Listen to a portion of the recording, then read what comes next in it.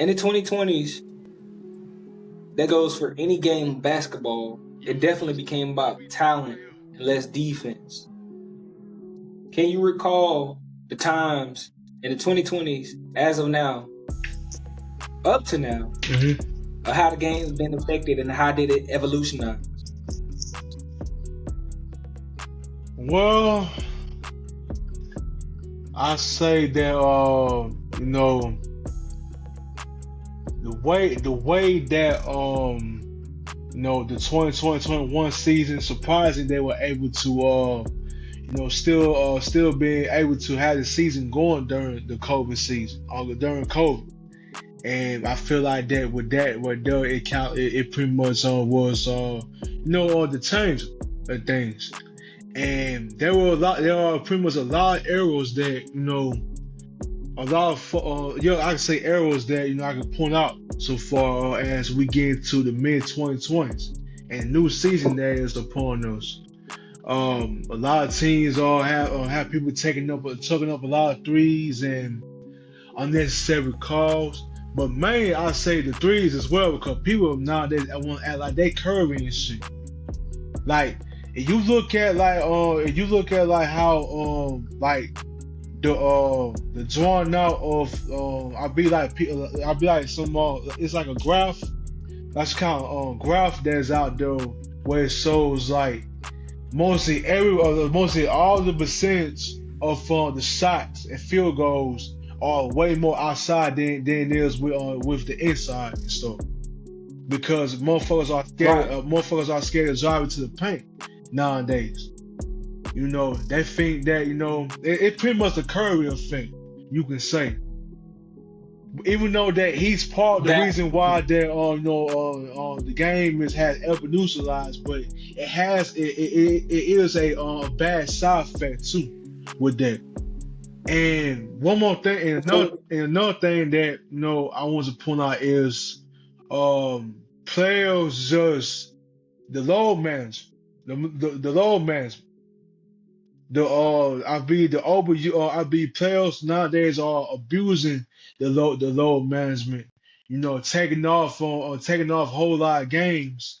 You know, just because that, you know, they of certain things that they don't like, or they choose not to play. They choose not to play for a certain team, and I probably say most definitely is because of how much money they're making too. Because nowadays it's like, you know, you get paid over 150 mil. Like Paul George, for example, you just decide to just quit and just not play, faking injuries every now and then. So with the NBA, they have had trends and shifts and cases of where's the accountability? Like you mentioned, load management and injuries. It's the players' experience versus fans' experience. The fans are the ones that always drive the NBA. The thing with media evolution is that the fans engage with the NBA through social media and other ways. Whether that team is local, right there in that city and all. But in the 2020s, it has been more the bubble effect had caused what the Lakers had won a championship led by LeBron James and Anthony Davis, you know, all the way up to the point where we had Denver Nuggets win the championship with Jokic, Milwaukee won one, Boston won a cheap ass ring. Then you had Curry won. I was gonna say the Golden State was able to pull 122, but Curry leading the way. And here is back to the question: what team do you think actually had the most valuable ring in the 2020s up to now? I probably say between Golden State in 22 and Denver in 2023. But meaning more, right? But I put out 2022 is because of the way that Curry has snapped that whole time. Especially how he beat Boston and everything without KD and stuff. That's Golden State within the 2010s and they formed up. But 2023, when it comes to having a whole team together to contribute to winning a title, like Jokic leading the way, Jamal Murray on his shit, KCP and them. Then for them to be able to win I believe that's their first championship. I think they were their first championship. Yeah.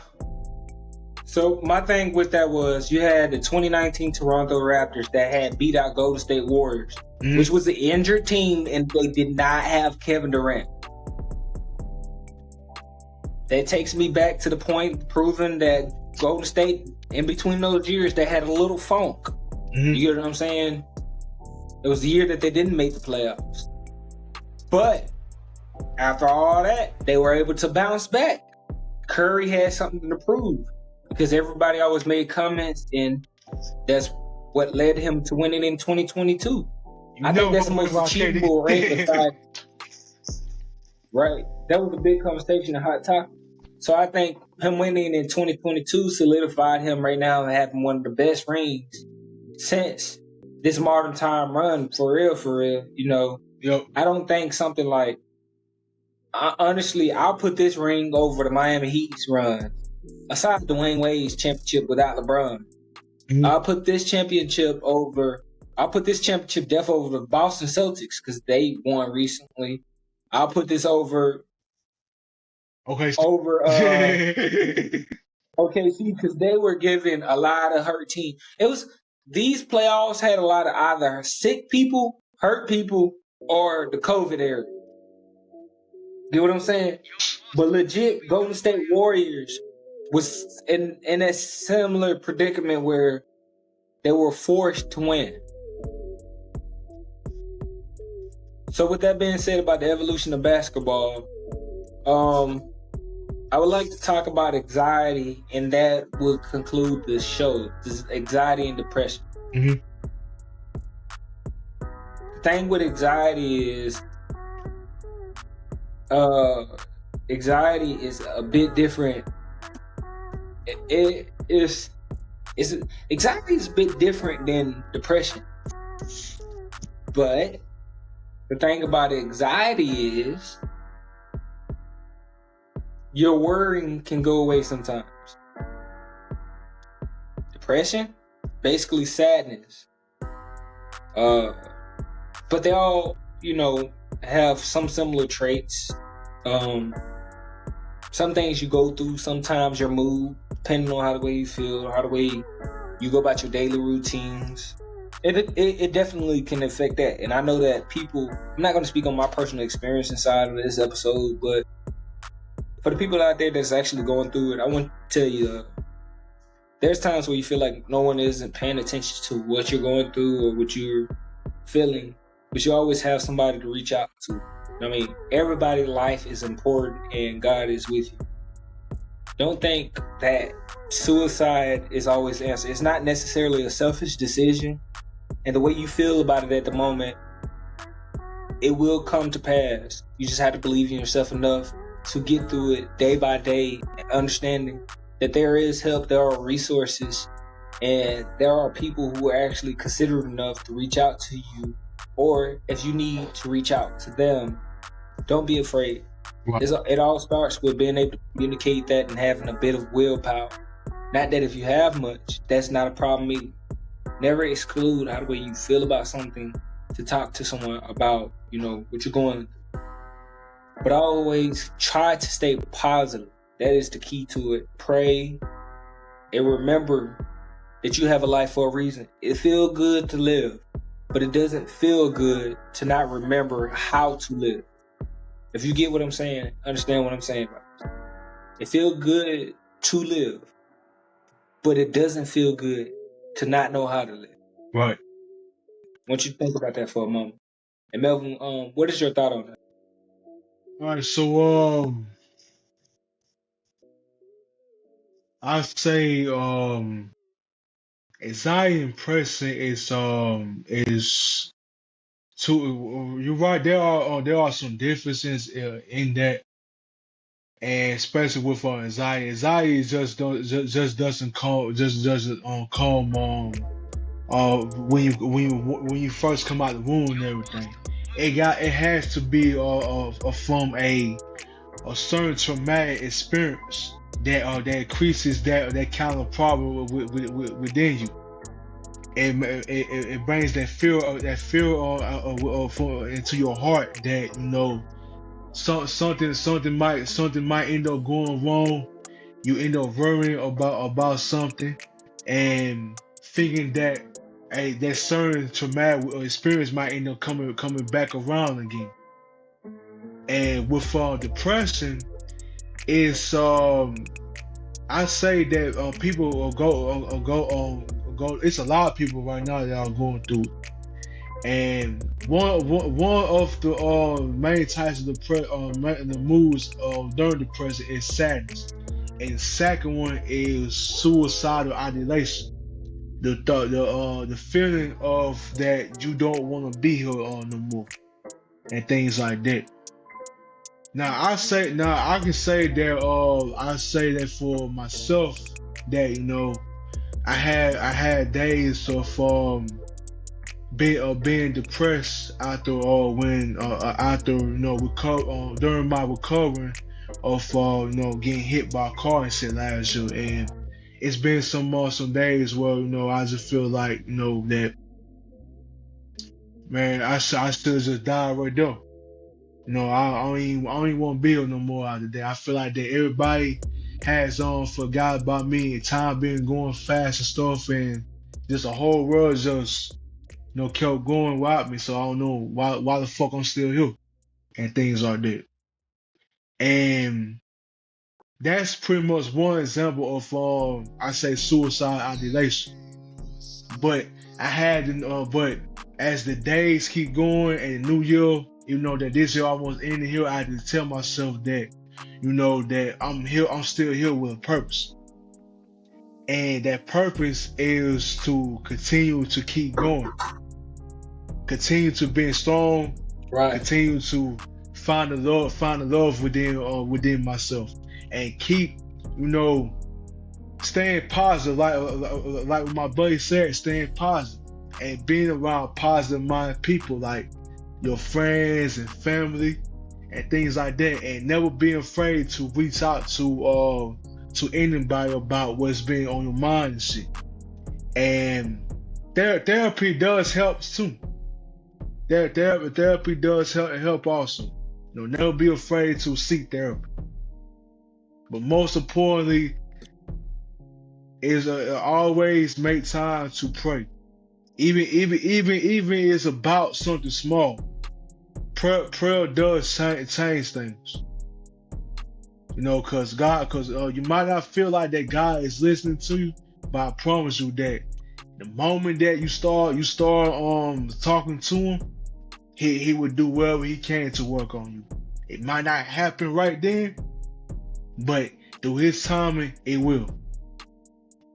Because anxiety and depression is just the way, or just the schemes of the devil to try to put you down, to make you feel like that, that.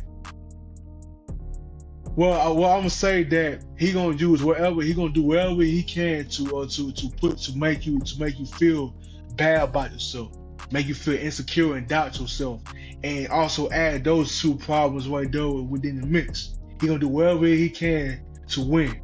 He gonna do whatever he can to beat you. But the more that you continue to talk to God through Jesus Christ, he won't beat you. You have all the power in the world from God to face whatever schemes of the devil that he throws at you. Because in the Bible it says, put on the whole armor of God and be prepared to face the scheme of the devil. Because God is the one that everyone must fear. But with him, you can overcome the fear of the devil. coming your way, attacking you through mental problems, with financial struggles and things like that, traumatic experience. But to keep it short, man, never be afraid to reach out to somebody, even it's through therapy or even it's a friend or a family member about what is bothering, what has been bothering you and the problems that you've been facing. Not everybody's gonna hurt you in any kind of way.